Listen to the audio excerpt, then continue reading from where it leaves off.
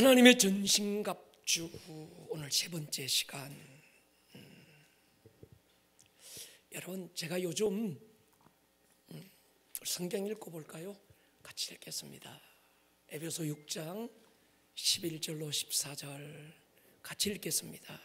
시작.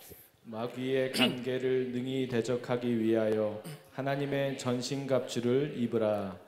우리의 씨름은 혈과 육을 상대하는 것이 아니요 통치자들과 권세들과 이 어둠의 세상 주관자들과 하늘에 있는 악의 영들을 상대함이라. 그러므로 하나님의 전신갑주를 취하라. 이는 악한 날에 너희가 능히 대적하고 모든 일을 행한 후에 서기 위함이라. 그런즉 서서 진리로 너희 허리띠를 띠고 의의 호심경을 붙이고. 아멘. 우리가 지난주까지 하나님의 전신갑주를 입어라, 하나님의 전신갑주를 취하라, 그러기 전에 먼저 우리의 가장 중요한 영적 자세, 마음의 태도, 그런즉 서서, 이 부분을 두 주간 나누었고, 이제 이번 주 다음 주는 우리가 진리로 허리띠를 동이라고 하는 이 부분을 두 주간 좀 깊이 한번 나누어 볼 예정입니다. 저는 요즘 한류에 주목하고 있습니다. 여러분, 그 단군 역사 이래 한류가 지금처럼 세계적인 선풍을 일으킨 때가 없었어요. 그러니까 드라마 오징어 게임, 영화 미나리 기생충, 음악에는 방탄이에요. BTS는 알겠는데 이게 방탕인지 방탄인지는 모르겠는데, 하여튼 그 소년인지 청년인지도 잘 모르겠고, 하여튼 그 아이들을 위시로 해서 한류가 전 세계적인 선풍을 지금 일으키고 있습니다. 그러니까 이 한류 열풍에 우리가 당황스러운 거예요. 도대체 이 이상한 일을 우리가 어떻게 이해할 수 있을까?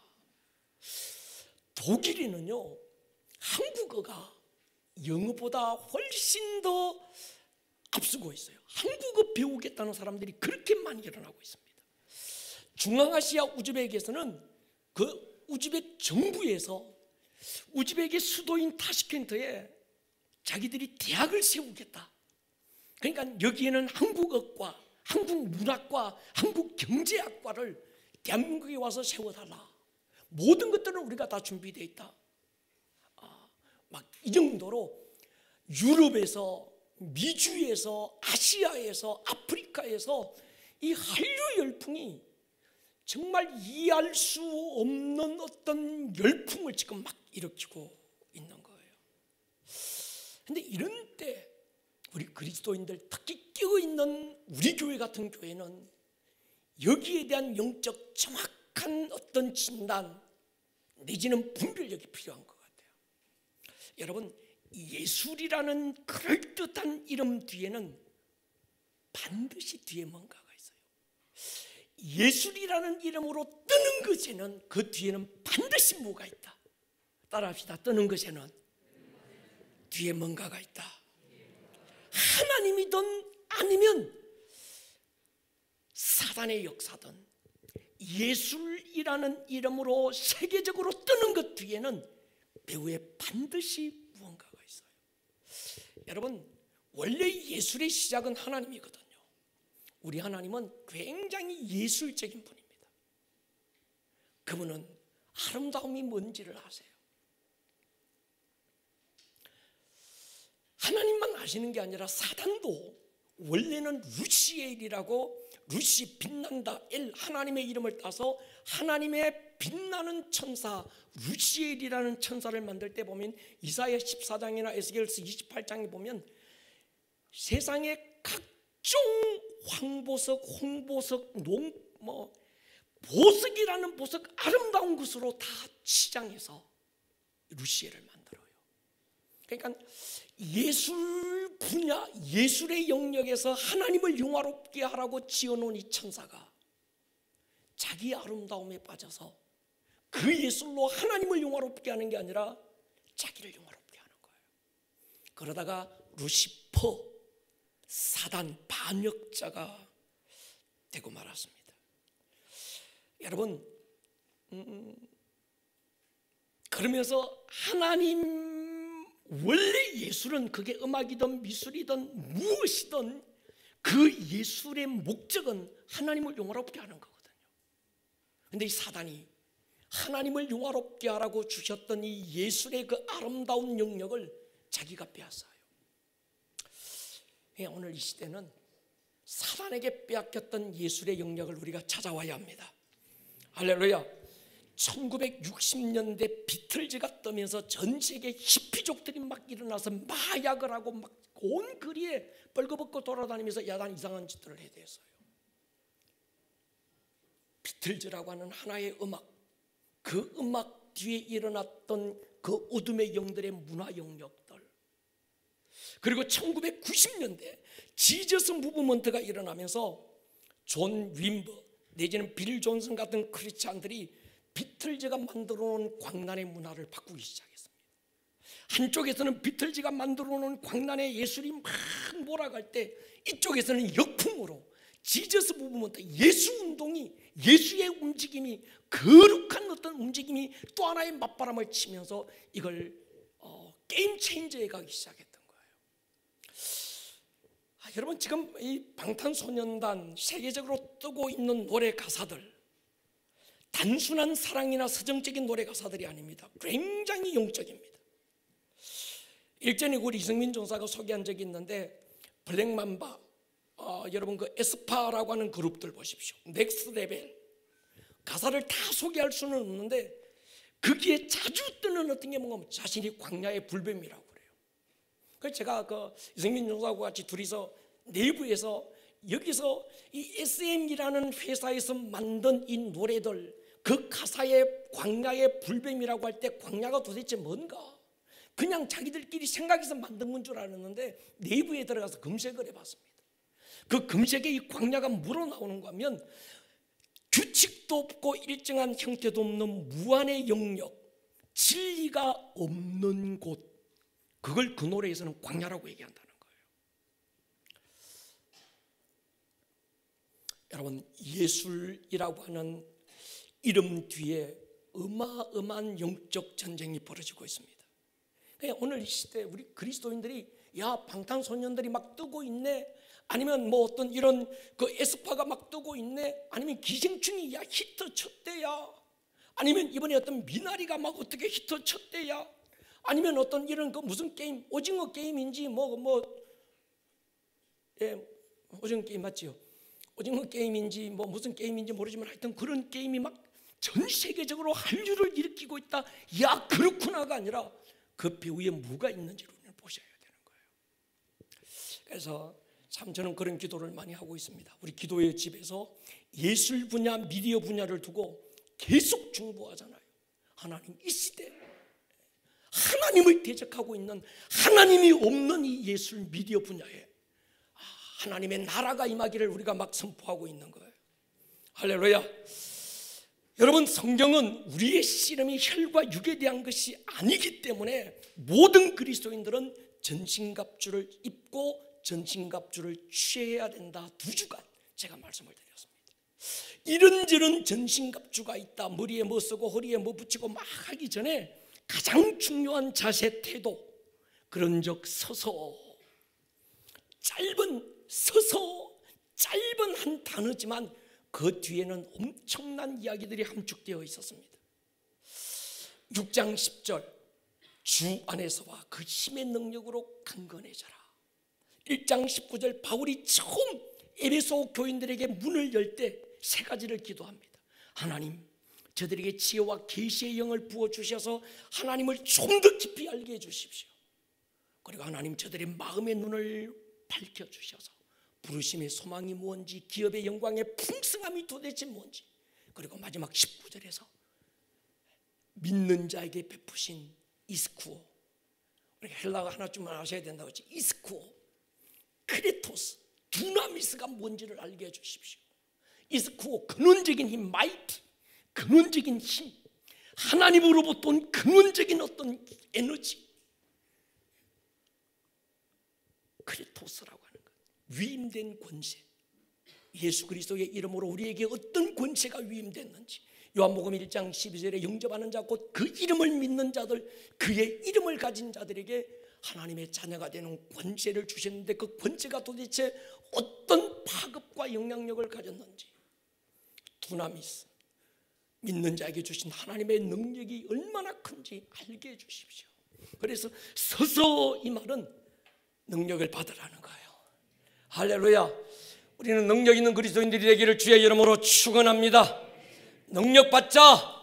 할렐루야. 하나님의 약속은 능력입니다. 그래서 바울이 안에 내가 저들의 말을 알아보는 게 아니라 저들의 능력을 내가 알아보겠다.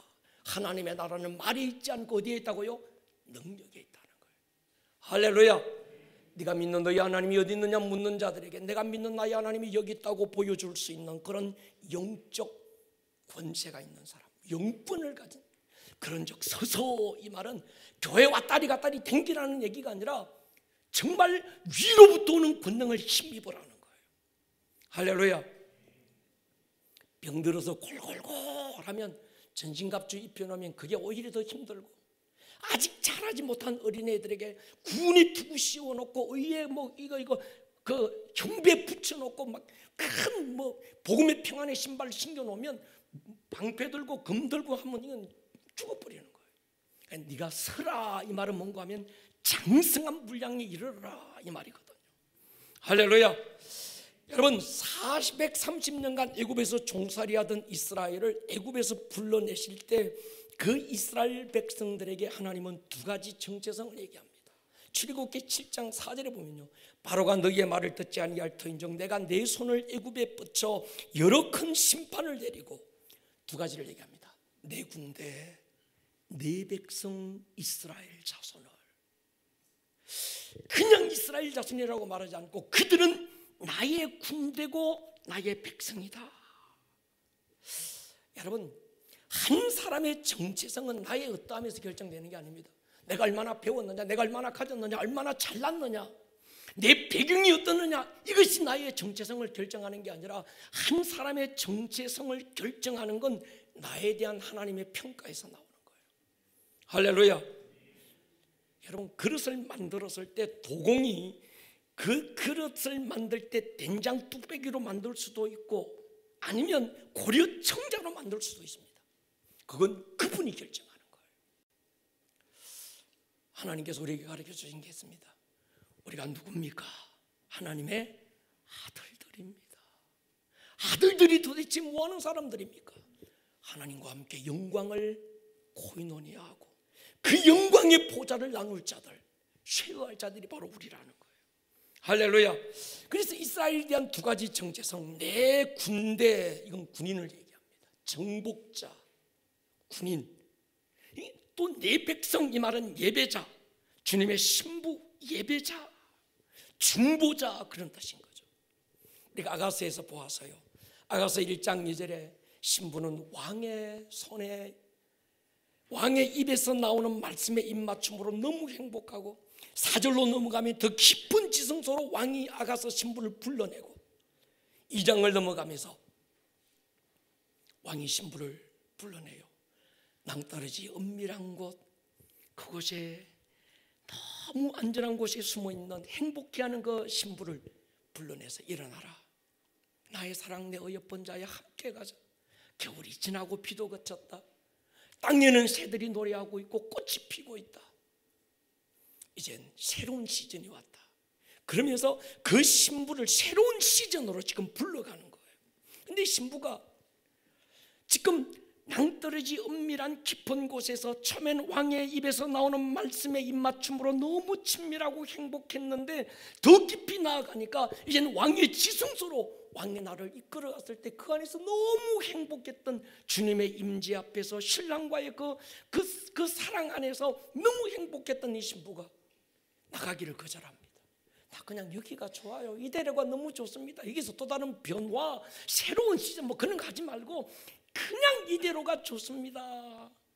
그럴 때 3장에 넘어가면서 신부에게 하나님의 임재가 떠나기 시작해요. 그제서야 이 신부가 다시 왕의 손을 잡고 뛰어나오는 모습을 우리가 보고 있는 거죠. 여러분, 다시 말씀드리면 무슨 말씀인가 하면 신부의 영성과 군인의 영성은 다르지 않습니다. 동의하십니까? 여러분, 왕과의 친밀함을 우리는 예배에서 갈망합니다.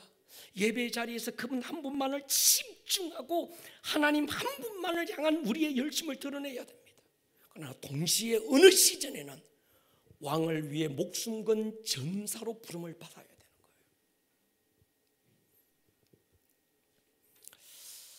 여러분, 지금은 숫자는 큰 의미가 없는 시대가 됐다고 제가 자주 말씀드립니다. 한국 교회는 모이는 숫자는 갈 때까지 가본 것 같아요. 세계 50대 교회 가운데 23개가 한국에 있었습니다. 그것도 서울에, 강남에. 서울 세계 50대, 세계에서 제일 큰 교회 50개 가운데 23개가 대한민국 강남에 있었다니까요. 그러니까 숫자는, 대형 교회의 시작은 미국이 아니고 유럽이 아니고 대한민국이었어요. 그러니까 미국은 한국에 와서 대형 교회를 배워가지고 간 교회들입니다. 그런데 요즘 보십시오. 그들 교회가 대한민국에 있다고, 희망이 있다, 누가 기대하겠냐는 거예요. 오히려 그들로 교회가 욕먹고 있습니다. 대한민국의 대통령이 장로가 되면 대한민국 희망이 있다, 누가 얘기하겠습니까? 오히려 그 사람들 있어 봤어요, 몇 명이나. 근데 오히려 더 욕먹어서 국회에 장로가 몇 명이고 안수 집사가 몇 명이고 대한민국 국회의원의 3분의 1이 기독교인입니다. 그런데 아무 의미가 없는 거예요. 이젠 교회 안에 어떤 프로그램도 큰 의미가 없습니다. 대한민국 교회 해볼 만한 프로그램 다 해봤습니다. 저도 그런 것 같아요. 여기서 이 프로그램 한다, 이게 교회 성장이다, 저게 뭐다, 우르르 갑자기 어느 목사님 세미나 갔다 오더만 교회 또 다 집어넣고 이거 한다 막 했다가 셀 교회 G12부터 시작해서 한다 막 뒤집어놓고. 그런데 so what? 뭔데? 아무것도 없는 거예요. 지금은 이젠 그런데 한국 교회 성도들도 지쳤습니다. 이제 뭐로 승부해야 되는가 하면 본질입니다. 할렐루야. 하나님의 강력한 임재가 있는 예배의 현장을 사람들은 찾게 돼 있습니다. 이 코로나가 2년여 기간 지나오면서 한국 교회 성도들이 굉장히 목말랐습니다.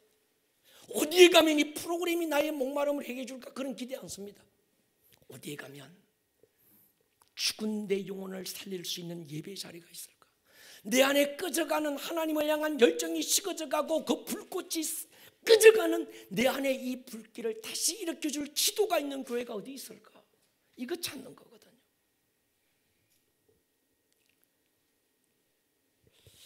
장로교, 감리교, 교단 간판이 별로 안 중요합니다. 십자가 네온이 화려하고 요란하다고 교회가 아닌 거지요. 중요한 건 교회로서의 본질입니다. 예수님께서 마태복음 21장에서 양 팔고 돈 바꾸는 자들 다 내쫓고 내 아버지 집은 만민이 기도하는 집이다. 할렐루야. 교회가 뭐 하는 곳입니까? 교회는 만민이 기도하는 집인 줄로 믿습니다. 교회가 기도하는 집이 될 때 하나님의 군대가 되는 거예요. 동의하십니까?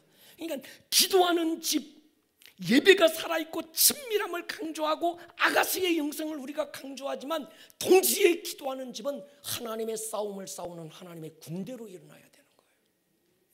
우리 교회는 그런 교회가 될 줄로 확신합니다. 하나님, 저와 함께 이 도시에 하나님의 나라를 세워나갈 하나님의 일꾼들이 일어나게 해주십시오. 구원이 목적이 아닙니다. 대한민국 교회는 그동안 구원이 목적인 교회가 됐어요. 네 구원받을 확신 있나? 네 구원받았나? 지금 죽어도 천당 가나? 구원이 목적이 돼서, 여러분, 구원이 목적이 아닙니다.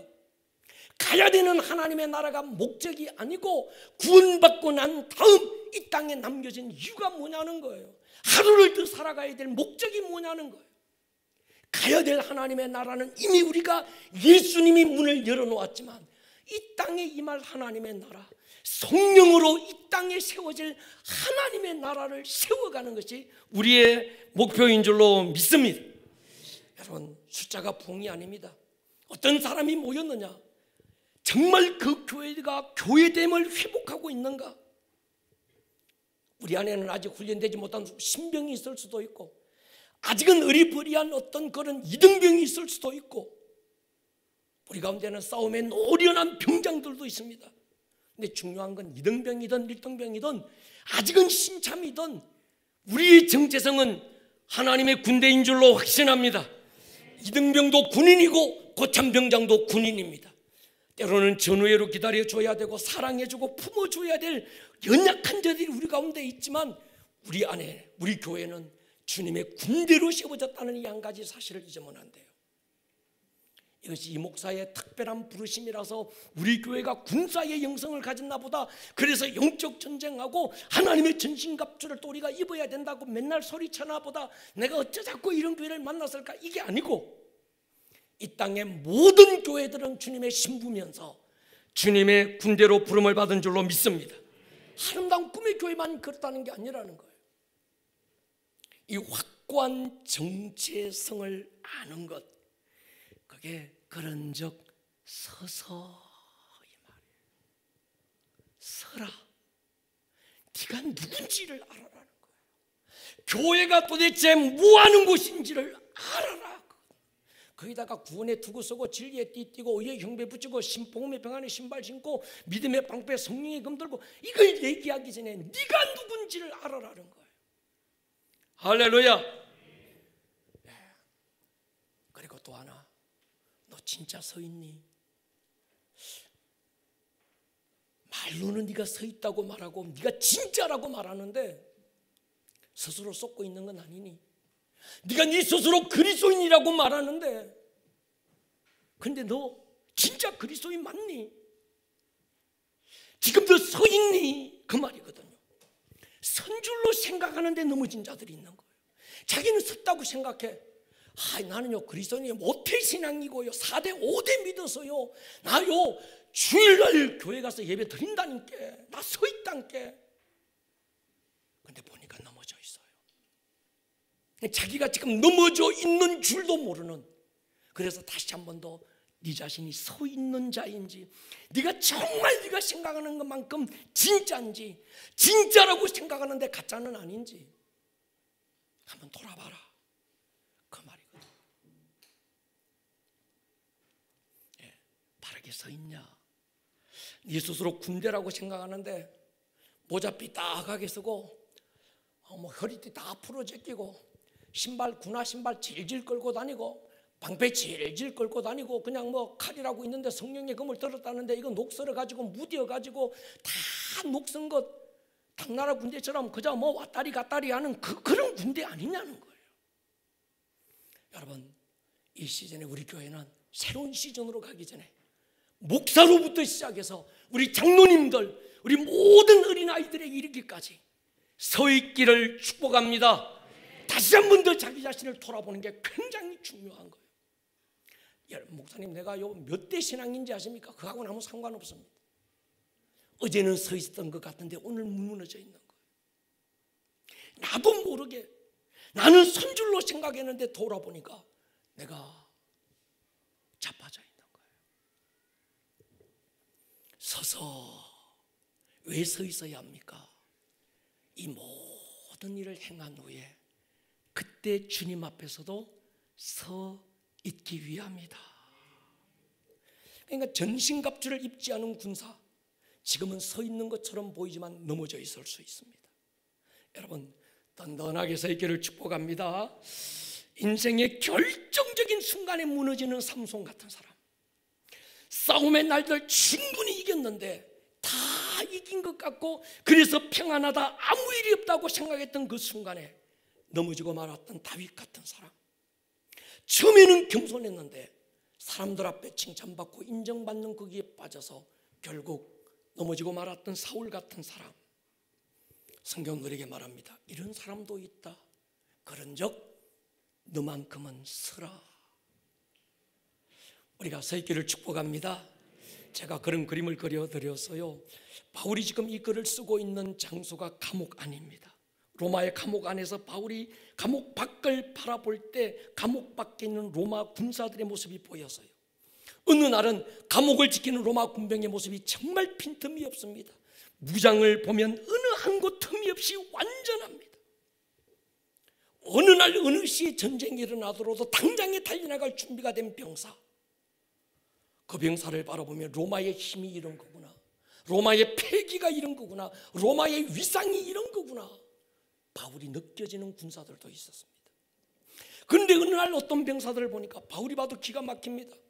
창은 작대기처럼 질질 끌고 투구는 말년 병장처럼 삐딱하게 돌려쓰고 술에 취했는지 침 뱉다 가면서 눈동자는 이미 풀려서 중심을 잃어버렸어요. 그의 입에서 나오는 말은 말마다 전부 부정적이고 원망이고 비난하고 인생 팔자 타령하고 있는 거예요.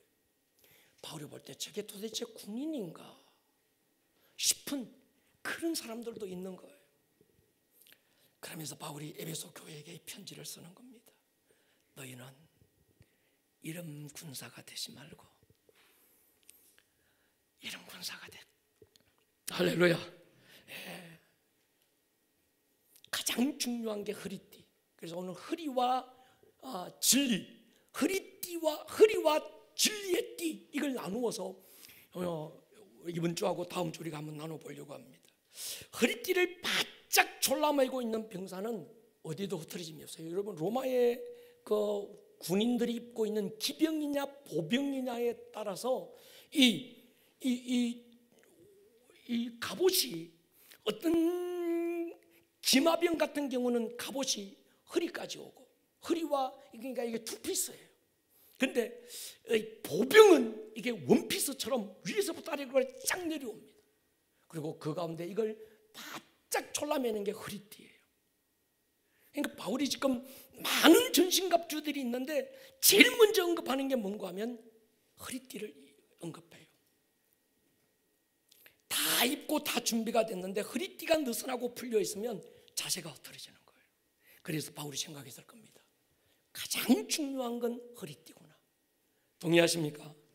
그래서 전신갑주할 때 처음으로, 지금 우리가 순수 보면 그러잖아요. 머리부터 해서 구원의 투구, 의의 흉배, 그 다음에 진리의 허리띠를 얘기해야 되는데 바울은 투구를 또 중요하고 흉배도 중요하지만 제일 먼저 중요한 건 허리띠가 중요하다는 거예요.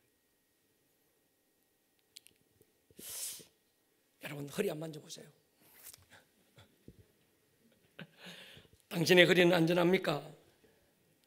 허리띠가 풀려져서 느슨한 건 아닙니까? 제가 만져보라고 한 이유가 있습니다. 오늘 이 밤에 주께서 혹시 여러분들 가운데 육신의 허리가 고장났거나 뼈와 근육과 인대가 뒤틀렸거나 골반이 뒤틀렸거나 그래서 허리가 고장난 사람들, 주께서 치유의 기름 부어주실 줄로 믿습니다. 할렐루야. 이 시간 하나님, 우리 가운데 육신의 허리, 여러분 허리가 아프면요 만사가 귀찮아요. 서 있기도 힘들고 앉아 있기도 힘들고 누워 있기도 힘들고, 그래서 허리 아픈 분은 누웠다가 누워도 아프니까 앉았다가 앉으면 또 아프니까 또 일어섰다가 일어서면 그래도 좀 나은 것 같은데 또 허리 아프고, 그러니까 이게 밤에 잠도 못 자, 일도 못 해, 모든 것들이 올 수도 없대 버려. 허리가 든든해야 합니다. 할렐루야. 오늘 이 밤에 주여 채찍에 맞고 이루신 주님의 그 능력의 손으로 우리의 모든 허리를 치유하여 주십시오. 모든 뒤틀린 골반이 정상으로 회복되기를 축복합니다. 성경에서 허리가 뭔가 중심축이죠. 중심. 허리가 중심이 딱 잡힌 사람, 근원, 기초.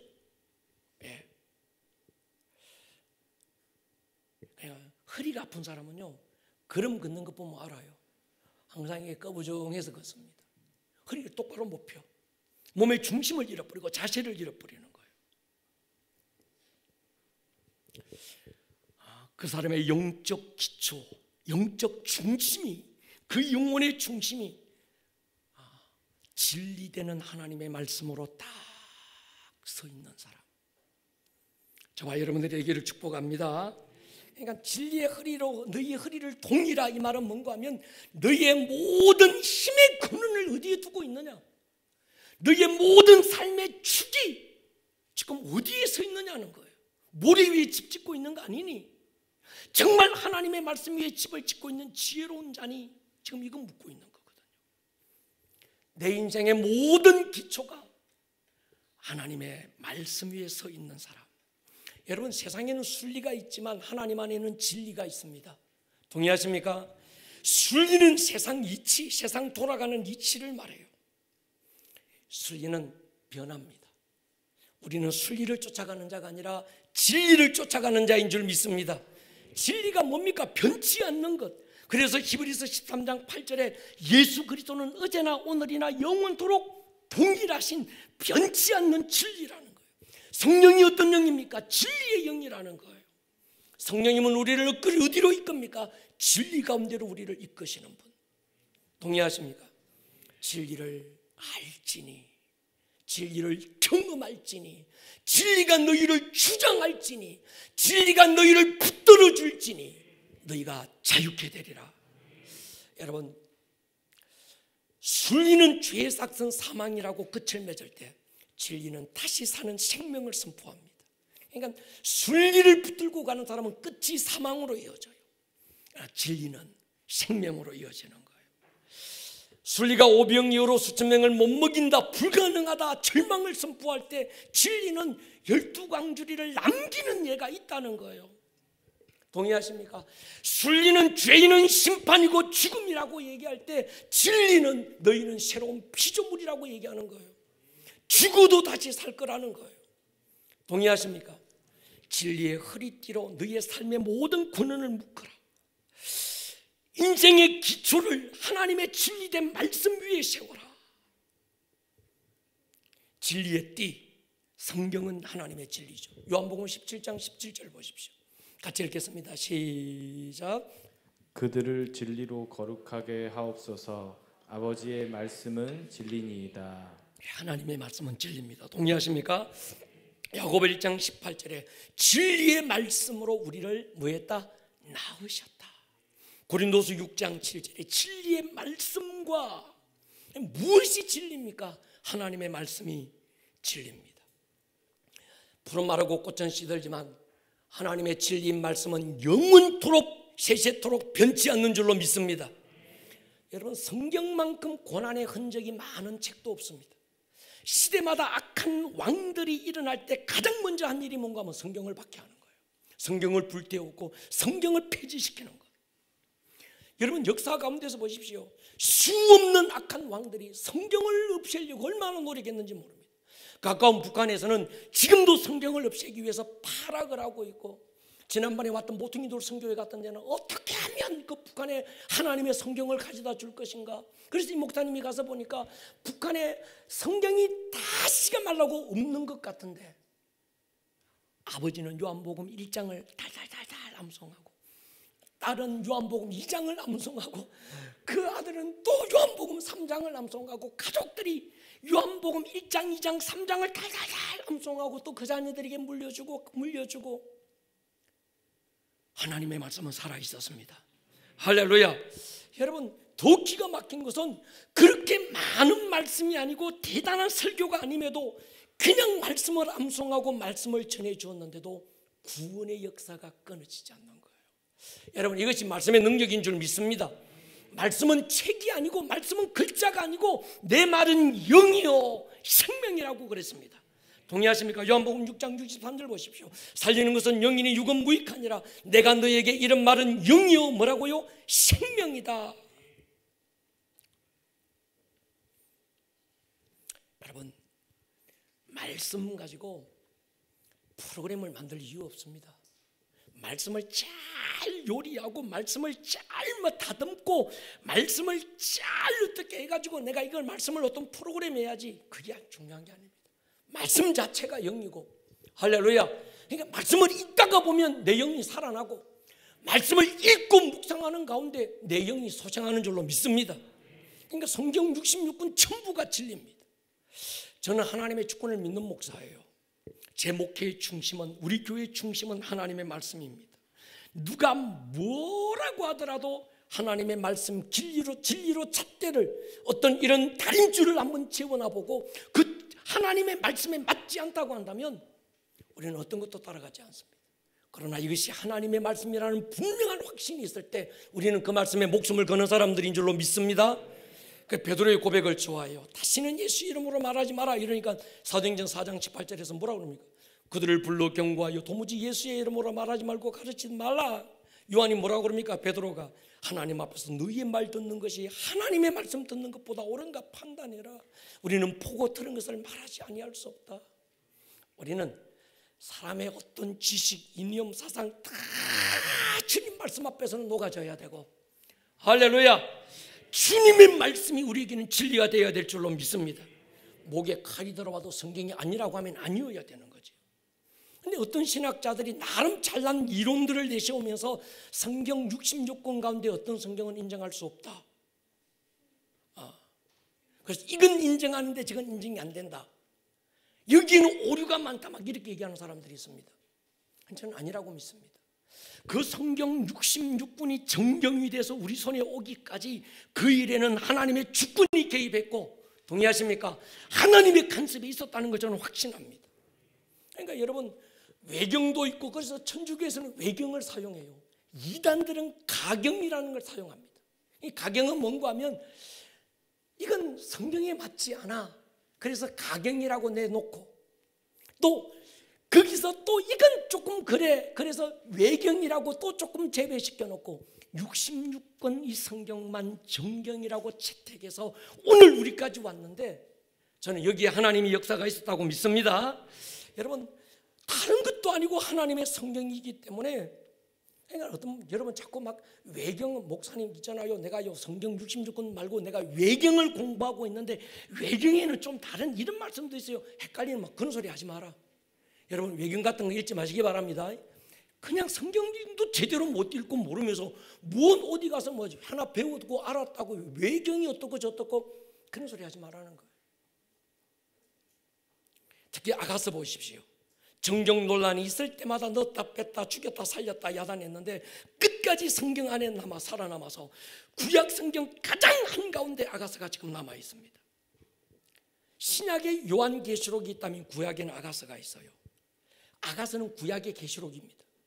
어떤 분은 구약의 계시록을 다니엘서나 에스겔서 묵시록이라고 얘기하는데, 제가 볼 때 구약의 가장 깊은 계시록은 아가서입니다. 요한계시록의 주제가 뭡니까? 요한계시록을 우리가 잘못 읽으면 하나님의 심판이다, 하나님 막 환난을 일으키고 하나님의 심판이라고 생각하는데, 요한계시록을 깊이 읽어보면 심판이 아니라 사랑인 줄로 믿습니다. 세상은 미쳐 돌아가는데 하나님은 그의 신부된 교회와 성도들을 끝까지 지킨다, 끝까지 보호한다. 그게 계시록이거든요. 계시록의 핵심이 뭡니까? 마라나타, 주여 내가 주님 오심을 사모합니다. 주여 내가 주님 오심을 기다립니다.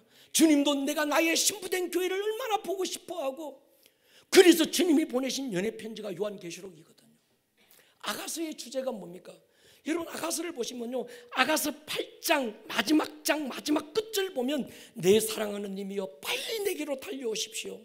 그러니까 아가서의 마지막 핵심도 마라나타, 신랑을 기다리고 있는 신부의 그 절절한, 그러니까 요한계시록은 편지라면 아가서는 서정의 시와 똑같은 거예요. 그런데 중심은, 핵심은 똑같은 거예요. 교회를 사랑하는, 신부된 교회를 사랑하는 신랑 예수 그리스도의 그 사랑의 애틋한 마음, 신랑된 예수 그리스도 그분을 기다리는 신부된 교회들의 그 열심, 그게 계시록이고 그게 아가서거든요. 할렐루야. 그러니까 여러분, 무슨 말씀을 드리고 싶은가 하면, 성경 66권 어느 책도 진리가 아닌 책은 없습니다. 모든 말씀이 진리입니다. 근데 딱 두 가지 복음은 안 됩니다. 내가 복음, 네가 복음은 안 돼요. 내가 복음, 모든 말씀을 내 중심으로 해석하고 이해하는 사람, 짜집기해서 자기에게 맞는 말씀만 잘 골라가지고 짜집기한 내가 복음. 지가 복음은 뭔지 아십니까? 네가 복음. 이 말씀은 내 말씀이 아니야, 제 집사들을 하는 말씀이야. 그건 네가 복음. 여러분, 성경을 읽고 적용하는 것도 중요한데 자기 마음대로 해석하고 적용시키면 안 됩니다. 이단이 되는 수가 있어요. 그러니까 몰몬교나 이런 그 이단들은 보면 경전이 달라. 그런데 같은 성경을 쓰고 있는데 해석이 이상하게 되는, 이건 사이비한 사람들이 있거든요. 여러분 보십시오. 성경을 도대체 어떻게 해석하고 풀었기에 과천에 죽은 이단지 살던 늙은 할배가 이만이라는 사람이 어떻게 보혜사가 되고 어떻게 그 할배가 다시 오시니 재림예수가 될 수 있겠냐는 거예요. 기가 막히는 거예요. 그 제가 이해가 안 되더라고요. 말도 제대로 발음도 제대로 안 돼서 걸음도 제대로 못 걷는 저 지금 다 늙어 빠진 할배를 두고 누가 보혜사라고 얘기하니까 그게 보혜사인 줄 또 이해해. 그 사람이 뭐 재림예수라고 하니까 재림예수도 믿는 거예요. 도대체 목사가 거기 빠지고 장로가 거기 빠지고 수많은 권사님들이 빠지고 이게 도대체 왜 그럴까 이해가 안 돼. 여러분 보고 믿으라고 하면 믿겠어요? 우리는 안 믿잖아. 또 멍한 사람 보니까 너무 믿을 것 같아요. 우리는 안 믿잖아요. 할렐루야. 그런데 제가 한 가지 결론 내린 게 있어요. 이게 영이다. 여러분, 우리가 그리스도인이 되는 건 교리적인 게 아니고 그리스도의 영이 우리 안에 오면 믿어져. 성경이 믿어지잖아요. 예수가 하나님의 아들인 게 믿어지잖아요. 이단의 영이 들어가면요, 우리가 볼 때 저게 멀쩡한 게 도대체 왜 저런 데 넘어갈까 싶은데 이단의 영이 들어가면 이단이 말하는 게 믿어진다니까. 영적인 문제예요. 그러니까 여러분, 이단은 아무나 빠지는 게 아닙니다. 이단의 영에 사로잡히면 들어갑니다. 빠지게 돼요. 우리 가운데는 없겠지만 다시 한 번 더 확인 사살해야 돼. 저기 2층에서 유튜브에서 혹시라도 이만희가 하나님의 집 교회 안상웅이가 재림예수라고 믿고 보혜사라고 믿는 사람이 있다면 오늘 영이 떠나갈지어다. 어렵겠지만 여러분, 베레아 사람들은요, 베레아 요한사도행 17장에 보면요, 베레아에 있는 사람들은 데살로니가에 있는 사람보다 더 너그러워서 간절한 마음으로 말씀을 받고, 그걸로 끝나는 게 아닙니다. 이것이 그러한가 하여 날마다 뭐 했습니까? 성경을 상고했다. 여러분, 성경을 읽고 설교를 들을 때 간절한 마음으로 듣지 말고 받으시기를 축복합니다. 그런 다음 끝나지 말고 이 말씀이 그러한가 하여 성경을 상고하셔야 돼요. 진리에 대한 바른 해석. 여러분, 환상을 보는 게 문제가 아닙니다. 꿈을 꾸는 게 문제가 아닙니다. 그게 잘못된 게 아니에요. 때로 하나님이 꿈을 통해서도 말씀하시고 환상을 통해서도 예언하고 말씀하실 수 있어요. 근데 문제는 잘못 해석하는 게 문제입니다. 꿈도 잘못 해석하는 게 문제예요. 그러니까 내가 마음대로 내 유리한 대로 막 해석하려고 하지 말고 말씀의 다림줄 앞에 세워놓고, 할렐루야, 진리로 다시 살펴보셔야 돼요. 그것도 안 되거든 저한테 오시라니까 제가 정확하게 꿈을 해몽해 줄 수 있다니까요. 요즘 우리 교회 집에서, 기도의 집에서 조금씩 열리고 있는 신령한 노래를 부르는 타임이 있습니다. 이때 레위인들 예배자들이 예배 중에 성령에 감동돼서 적극적인 노래를 지어서 부릅니다. 근데 그 노래는 그냥 노래가 아니라 그 노래 안에는 예언적 선포가 있어요. 깊은 예배 속에 들어가다 보면 하나님의 영이 그의 영혼을 적셔서 그의 입을 통해서 선포되게 만드는 예언적 선포가 있어요. 그 예언적 노래가 거기서 나오는 거예요. 저는 우리 교회 안에 지금 이 시즌은 예배가 깊어질 줄로 믿습니다. 하나님, 우리 교회 예배가 깊어지게 해주십시오. 이 말은 뭔가 하면 성령의 역사가 제한받지 않고 풀어질 수 있는 그런 예배. 그런데 이때 중요한 게 있습니다. 진리의 다림줄이 중요해요.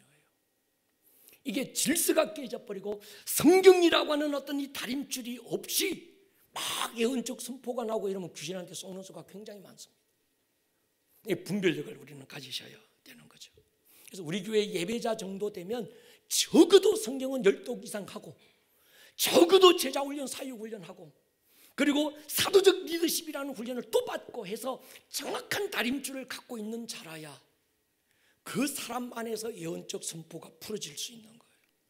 또 하나, 금요 철야에서 찬양이 막 하나님의 임재 가운데 피크에 막 올랐을 때 우리 교육자들이 말씀을 선포하고 기도하는 시간이 있습니다. 여러분, 이 시간도 굉장히 중요합니다. 지금은 훈련 시간이기 때문에 준비된 교육자들이 하고 있지만 앞으로는 열어놓으려고 그래요. 우리 가운데 같이 막 찬양하고 기도하다가 성령님께서 어떤 사람의 눈을 열어 보여주시는 게 있을 거예요. 성령님께서 어떤 사람을 머리끝부터 발끝까지 막 사로잡고 감동해 주셔서 이 말씀을 선포하라고 하는, 그래서 성경에 어떤 말씀이 그 사람이 기도하다가 딱 그 타임이 되면 뛰어나와 가지고 하나님이 오늘 우리 교회 가운데 이 말씀을 선포하기를 원합니다. 우리가 이 말씀 가지고 기도하십시다. 막 기도할 때 굉장히 역동적인 역사가 일어날 줄로 저는 믿습니다. 이런 예배, 목사님 너무 가는 거 아닙니까? 너무 가는 거 아닙니다. 그런 예배를 지향하고 싶습니다. 근데 여러분, 그런데 중요한 건 기준이 중요해요. 진리, 하나님의 말씀, 이 진리가 중요합니다. 성령은 진리의 영이고 우리를 진리 가운데로 인도하는 줄 믿습니다. 진리의 영을 다른 말로는 질서 안에서 일하신다는 거예요. 여러분, 하나님이 세우신 권위의 질서를 무시하는 건 사단의 장난입니다. 저는 교회 안에서 나름대로 영적 내가 막 영적인 사람이야, 기도하는 사람이야 이러면서 교회 안에 세운 이 영적 질서를 무시하고 영적 질서를 깨는 귀신에게 사로잡힌 사람을 많이 보았습니다. 진리를 말하는데 공동체를 부정하고 질서를 부정하는 사람 속지 않을 수 있기를 축복합니다. 성령은 우리를 공동체 안으로 이끄시고 진리 가운데로 이끌으셔서 어떤 질서 안에 우리를 세우시는 거예요. 그러니까 여러분, 마귀나 귀신들이 못하는 게 딱 두 가지입니다. 하나는 사랑을 얘기 못해요. 이단들이 이만희 이쪽에 얼마나 사랑 끝으로는 막 정말 누구에게도 경험하지 못했던 사랑을 얘기하고 사랑을 보여주는 것 같은데 결정적인 순간에 그것이 굉장히 아주 전혀 다른 어떤 파괴가 되고 이런 사람들이 있습니다. 이단들입니다. 그러니까 이단들이 이 거짓 사랑을 사랑인 것처럼 얘기할 때 우리는 속지 말아야 돼요. 또 하나 뭘 못하는지 아세요? 사단은요, 반역의 영이기 때문에 이 사단은 질서를 지키지 못해요. 하나님이 세우신 권위의 질서 안으로 절대 못 들어오게 만듭니다. 이세벨의 영들, 압살롬의 영들, 반역의 영들, 그런 것들이 한국 교회 안에 마치 진리인 것처럼, 그래서 교회를 깨고 질서를 망가뜨려 놓고 이런 게 얼마나 많으냐는 거예요. 여러분, 우리는 분별해야 될 줄로 믿습니다. 누군가가 영적 한다고 야 굉장히 영적이다 이러면 안 됩니다. 분별이 필요한 거예요. 여러분, 진리, 이 진리와 허리가 만나야 돼. 동의하십니까? 삶의 근원, 인생의 기본, 기초, 근원, 중심, 이게 물에다가 진리된 하나님의 말씀이 붙들어야 됩니다. 여러분, 삶의 모든 중심이 말씀이 되게 하시기를 축복합니다. 여러분의 모든 결정이 진리가 되기를 축복합니다. 옳고 그름이 내 소견이 아니라 하나님의 성경은 뭐라고 말씀하고 계시는가? 내가 처한 형편과 처지에 말씀이 동의해 주기를 기대하는 게 아니라, 여러분, 말씀을 내 형편에 자꾸 구부러지게 만들지 마세요. 말씀이 다림줄 기준이 되어야 합니다. 그 말씀 앞에서 내 모든 결정이, 내 모든 선택이 정렬이 되어야 될 줄로 믿습니다. 내가 말씀을 붙들면 안 됩니다. 말씀이 나를 붙드셔야 돼요. 지난주에 제가 가르쳐 드렸어요. 따라합시다. 마시고, 먹고, 씹고, 뜯자. 마시는 건 뭐예요? 듣는 거. 말씀을 들어야 돼. 먹는 건 말씀을 소리내서 읽는 거. 씹는 건 뭘까요? 말씀을 묵상하는 거. 뜯는 건 뭡니까? 갈비 뜯듯이 말씀을 막 뜯어먹는, 아주 건강한 사람이 갈비 뜯듯이 깨작깨작하는 게 아니라 막 그 갈비, 뼈에 붙은 갈비 막 발라서 먹고 아주 막 뜯어먹는 게 뭘까요? 순종하는 거예요. 동의하십니까? 이런 교회, 우리 교회는 공중에 붕 떠서 허우적거리며 영적 얘기하는 교회가 아니라 철저하게 말씀이라는 다림줄 위에 서서 그 말씀이 내 삶의 허리가 되고 그 말씀이 우리 교회의 허리가 되고 그 말씀이 목회의 어떤 이런 근본이 되어서 그 말씀이 어디를 향하고 있는지를 바라볼 수 있는 교회. 동의하십니까? 그래서 지금 우리에게 말씀해요. 허리띠를 한번 살펴봐라. 정말 너의 삶의 근원이 어디에 서 있니? 하나님 말씀 위에 네 삶의 어떤 기초가 놓여져 있니? 너의 선택의 결정을 할 수 있는 기준이 뭐니? 말씀이냐 아니냐? 내 경험, 내 노하우, 내가 배우고 아는 것, 세상의 지식, 사상, 이념 이것 말고 진리된 하나님의 말씀. 이것이 뭐 이 말씀 저 말씀 내가 막 골라가지고 내가 복음 네가 복음 이게 아니라 66권 전체 하나님의 말씀의 다림줄 앞에 딱 서 있는 사람, 그게 진리의 띠라는 거예요.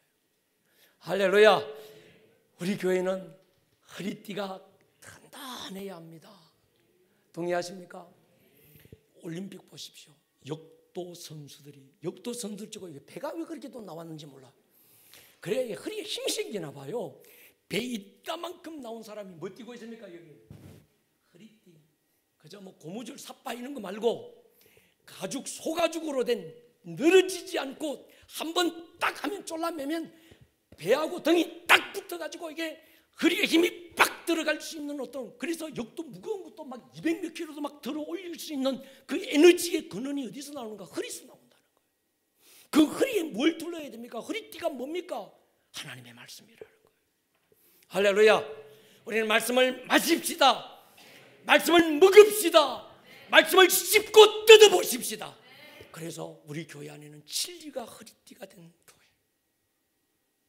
그러면서도 성령님께서, 진리의 영이신 성령님께서 그 진리 위에서 자유하게 제한받지 않고 일하실 수 있는 그런 교회. 그 예배의 현장. 프로그램 말고요, 어떤 조직 시스템 그런 거 말고, 저는 부흥은 거기에서 일어난다고 믿습니다. 오늘 이 시대 사람들은 그걸 찾아요. 어디에 가면 좋은 프로그램이 있는 교회가 있을까? 안 찾습니다. 어디에 가면 목 좋고, 어디에 가면 정말 어떤 대단한 유명한 목사님이 있는 교회가 있을까? 그거 안 찾습니다. 사람을 보내는 건 하나님입니다. 할렐루야. 부흥의 주체는 하나님이신 줄 믿습니다. 우리 교회 안에 영혼을 살리는 예배가 있고, 우리 교회 안에 영혼을 다시 세우는 진리의 말씀 허리띠가 든든하고 정말 하늘을 뚫어낼 수 있는 기도가 있다면 하나님이 이 시대에 살기를 갈망하는 자들을 보내실 줄로 믿습니다. 여러분 보십시오. 우리 교회에 막 그런 사람들이 찾아오게 될 거예요. 우리가 준비하는 그릇이 되어야 합니다. 머리를 숙여 보십시다.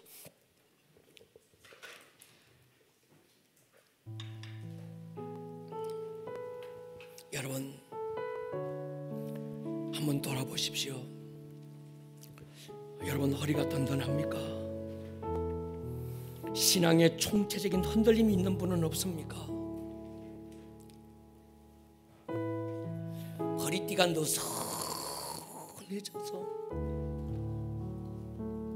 진리의 허리띠가 풀어헤쳐진 사람은 없습니까? 하나님으로부터 오지 않은, 진리로부터 시작되지 않은 세상 것들이 여러분의 허리에 척추에 박혀 있는 분은 없습니까? 아니면 원치 않게 받은 상처가 여러분의 허리에 박혀서 여러분들의 인생을 사로잡고 원치 않는 것으로 반응하게 만들고 여러분들을 이끌고 가서 불안과 두려움에 생포되게 만들고 인생의 우울함으로 가두어 버리는 그런 사람은 또 없습니까? 내 부모와 가문의 환경이 기질이 열어놓은 진리가 아닌 것으로부터 이 밤에 자유할 수 있기를 축복합니다.